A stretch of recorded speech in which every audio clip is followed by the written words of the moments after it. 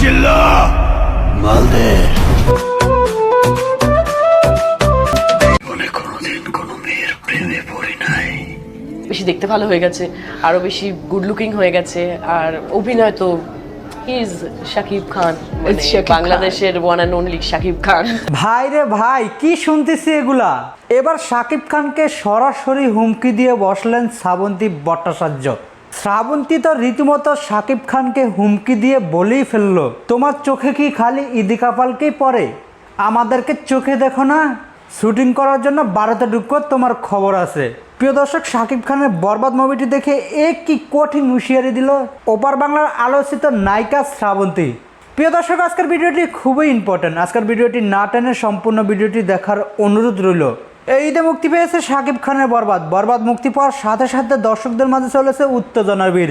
বাংলাদেশের 120টি হলে মুক্তি পেয়েছে শাকিব খানের বরবাদ। সবগুলো হলে ছিল হাউসফুল টিকিট না পেয়ে হলে, এমনকি হলের ভিতরে ভাঙচুর করেছেন শাকিবিয়ান ভক্তরা।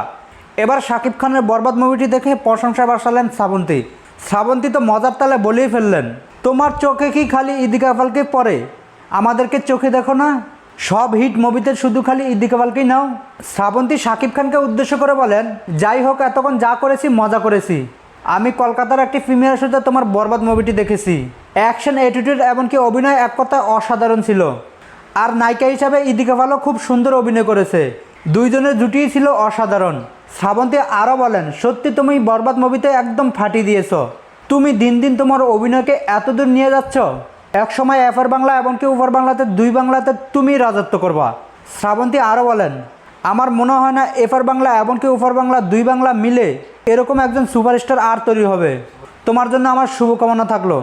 প্রিয় দর্শক, ওপার বাংলার একজন বিখ্যাত নায়িকা, তার মুখে আমাদের দেশের একজন সুপারস্টারের মুভির প্রশংসা, সত্যি এটা আমাদের একটা গর্বের বিষয়। প্রিয় দর্শক, আপনারা কারা কারা শাকিব খানের বরবাদ মুভিটি দেখেছেন, এমনকি কারা কারা দেখবেন, এমনকি যারা যারা দেখেছেন আপনাদের কাছে এই মুভিটি কেমন লেগেছে?